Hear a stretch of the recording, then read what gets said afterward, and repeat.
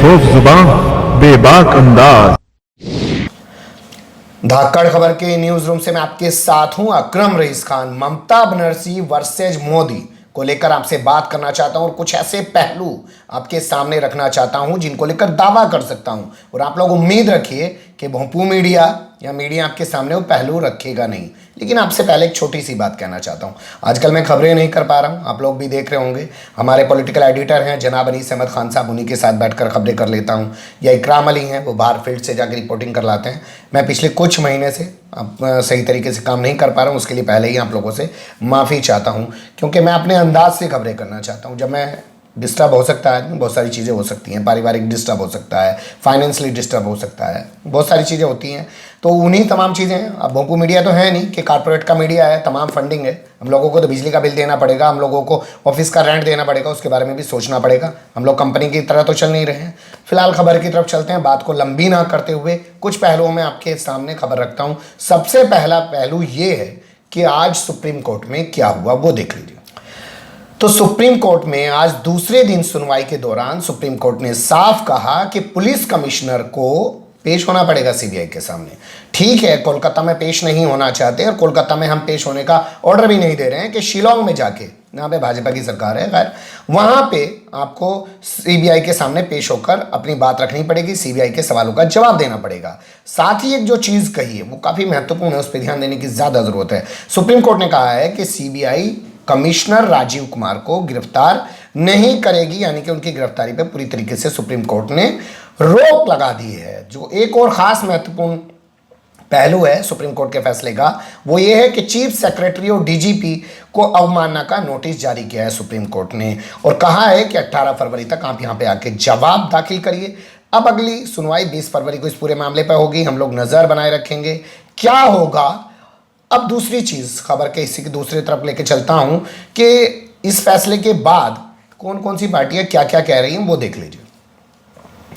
तो इस फैसले के बाद सबसे पहले बात कर लेते हैं ममता बनर्जी की। ममता बनर्जी से अपनी नैतिक जीत बता रही हैं और वो साफ कह रही हैं कि ये हमारी जीत हुई है और देश में कोई बिग बॉस नहीं है। अब ममता बनर्जी की जबानी सुन लीजिए। पॉइंट देखिए, आज क्लियर है।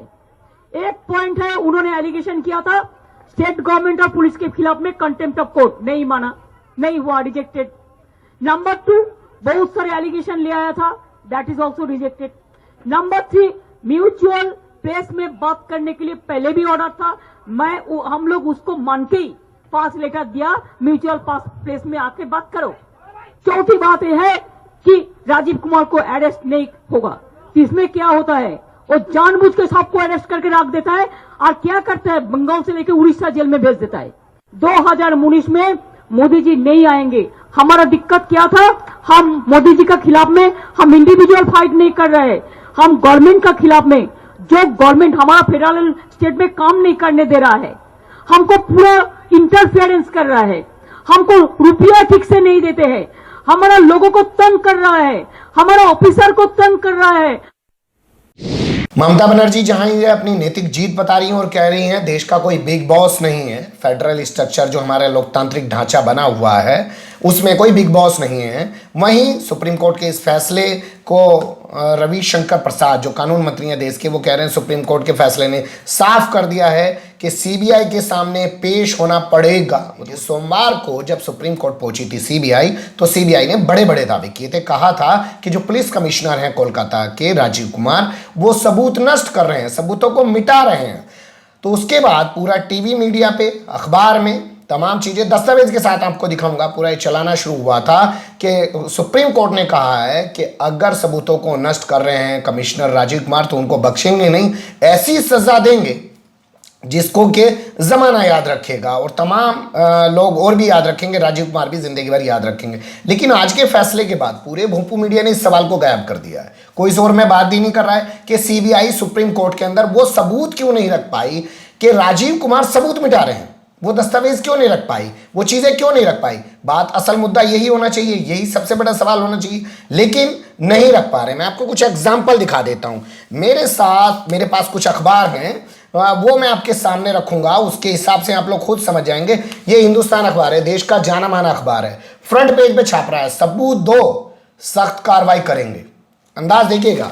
इसके बाद मैं दूसरा अखबार आपके सामने रखता हूं, ये भी देश का जाना माना अखबार है, नवभारत टाइम्स। आपको इस तरीके से दिखा रहा हूं, देख लीजिए। सुप्रीम कोर्ट ने कमिश्नर के खिलाफ सबूत मांगे। देखते रहिएगा चीजें कैसे कैसे रही है। उसके बाद तीसरा अखबार है अमर उजाला, ये भी देश का है। सबूत मिटाने की कोशिश करने वाले कमिश्नर के खिलाफ सख्त कार्रवाई की जाएगी, ये अमर उजाला कह रहा है। इसके बाद में आपके सामने दैनिक जागरण, जो बीजेपी का भक्त अखबार है, प्रो बीजेपी अखबार है। मैंने इस अखबार को ज्वाइन किया, 2 महीने में इन लोगों ने मुझे टाटा बाय बाय कर दिया, क्योंकि बीजेपी का जो चेयरमैन था, मैंने उसका एक खुलासा किया, उसके घोटाले का। लगातार 3 दिन तक मेरा कवरेज था। अरे दम था तो मेरी खबर पे सवाल खड़ा कराते। मुझे नौकरी से बाहर कर दिया लात मार के। खैर बढ़िया किया, उन्होंने नौकरी से लात मार के बाहर कर दिया और हम आपके सामने बैठे हैं। ये क्या लिख रहा है, कमिश्नर ने सबूत मिटाने के बारे में सोचा भी तो पछताएंगे सुप्रीम कोर्ट, ये इसकी हेडिंग है। तो कुल मिला के ये था कि आज के फैसले के बाद बड़े सवाल जो मीडिया को उठाना चाहिए था, अब कल के अखबार आपके सामने रखूंगा, देखूंगा उनको। तो बड़ा सवाल यही होना चाहिए था कि सीबीआई सबूत क्यों नहीं पेश कर पाई। खबर के चौथे हिस्से की तरफ लेके चलता हूं। इसके अलावा जो दूसरा सबसे बड़ा सवाल है वो देख लीजिए, वो आपको समझ में आ जाएगा। आर.के. शुक्ला सीबीआई के डायरेक्टर बनाए गए साहब। 4 फरवरी की सुबह यानी कि सोमवार की सुबह 10 बजे वो सीबीआई हेडक्वार्टर पहुंचे दिल्ली और उन्होंने चार्ज संभाल लिया। अब यहां जो दूसरा बड़ा मैं सवाल उठा रहा हूं और आपके सामने रखा हूं, उसे थोड़ा सा सोचिएगा। सीबीआई के पास अंतरिम डायरेक्टर थे, जो नए डायरेक्टर बनाए गए थे उन्होंने चार्ज नहीं संभाला था। उनको 7 दिन का टाइम दिया गया था। 7 दिन उन्होंने इंतजार ना करने के बजाय 36 घंटे में चार्ज उन्होंने संभाल लिया, यानी कि 4 फरवरी की सुबह 10 बजे उन्होंने चार्ज संभाली। बावजूद उसके 3 फरवरी की शाम 6 बजे सीबीआई के 40 अधिकारी कर्मचारी जो भी थे वो क्यों गए कमिश्नर राजीव कुमार के यहाँ पे? अरे इंतजार कर लेते, 16 घंटे इंतजार क्यों नहीं कर पाए? ये मुकदमा 2014 का है, 2014 से इस मामले की जांच चल रही है, 5 साल से तो पेंडिंग पड़ा है। 16 घंटे इंतजार करते हुए कौन सी दिक्कत आ रही थी जी? ये सोचने का विषय है और इस पर बड़ी बात होनी चाहिए, लेकिन इस पर बड़ी बात कोई कर नहीं रहा है। क्यों नहीं कर रहा है ये मैं आप पे छोड़ता हूं और खबर के अगले हिस्से की तरफ आपको लेके चलता हूं।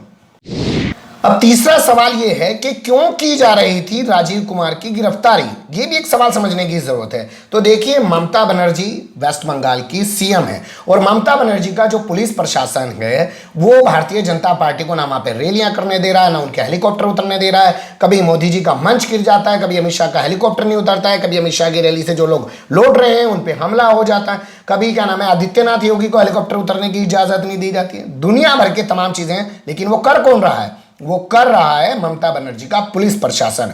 तो लोगों का कहना है कि कमिश्नर राजीव कुमार को, थोड़ा ध्यान से सुनिएगा इस पूरी चीज को, कमिश्नर राजीव कुमार को इसलिए गिरफ्तार करवाना चाहती थी भारतीय जनता पार्टी यानी कि मोदी सरकार अपनी सीबीआई से, ताकि एक अधिकारी को, बड़े अधिकारी को गिरफ्तार करके जेल में डाल दे। बाकी जो पुलिस वाले हैं, दरोगा, इंस्पेक्टर, सीओ, डीसीपी, सीपी, उनकी तो हवा पहले ही गोल हो जाएगी। अरे बताओ, कमिश्नर को गिरफ्तार करा दिया। इसके 2 मैसेज आएंगे कि केंद्र के सामने प्रदेश की कोई औकात नहीं है, केंद्र जो चाहे वो कर सकता है और केंद्र अपनी सीबीआई के जरिए बंगाल की पुलिस को जेल में डाल सकता है। ये एक मैसेज सब में डर जाता। दूसरा जो मैसेज इसके जरिए देने की कोशिश की जाती, जैसे आपने देखा होगा वो क्रिश्चियन मिशेल आया, जब से निकला तो उससे कुछ है नहीं, लेकिन हल्ला तो मीडिया में मचा ही रहे ना कि हमने भाजपा कांग्रेस का राजदार पकड़ लाए हैं, मामा पकड़ लाए हैं। तो इनको पकड़ के राजीव कुमार को कहा जाता कि देखो हमने राजदार पकड़ लिया है, अब ममता बनर्जी का भ्रष्टाचार सामने आएगा। ये पूरा प्रोपेगेंडा मीडिया के अंदर किया जा सकता था, इसीलिए इतनी जल्दबाजी की जा रही थी इनकी गिरफ्तारी के लिए। सोचिएगा, अगले पहलू की तरफ आपको लेके चलता हूं। अब चौथा सवाल खड़ा होता है साहब कि सीएम होते हुए भी क्यों ऐसे धरने पर बैठ गई ममता बनर्जी। तो इसके बारे में सबसे पहले वही बता देते हैं जो भोंपू मीडिया में चल रहा है। भोंपू मीडिया में ये चल रहा है कि भाजपा और मीडिया जो पूरा ड्रामा चल रहा है कि खुद के भ्रष्टाचार को छिपाने और अपने राजदार को बचाने के लिए ममता बनर्जी सीएम होते हुए धरने पर बैठ गई और साहब वो पूरा एक हाई वोल्टेज ड्रामा कर रही हैं। ये पूरा चला जाए, लेकिन क्या सच है? ये सच नहीं है। आपको पर्दे के पीछे खुद जाके समझनी पड़ेंगी चीज़ें, क्योंकि हिंदी मीडिया जो है उसके पत्रकार दलाल चाटुकार ही नहीं, अब दंगाई हो चुके हैं, क्योंकि उनके धंधे उसी से चल रहे हैं।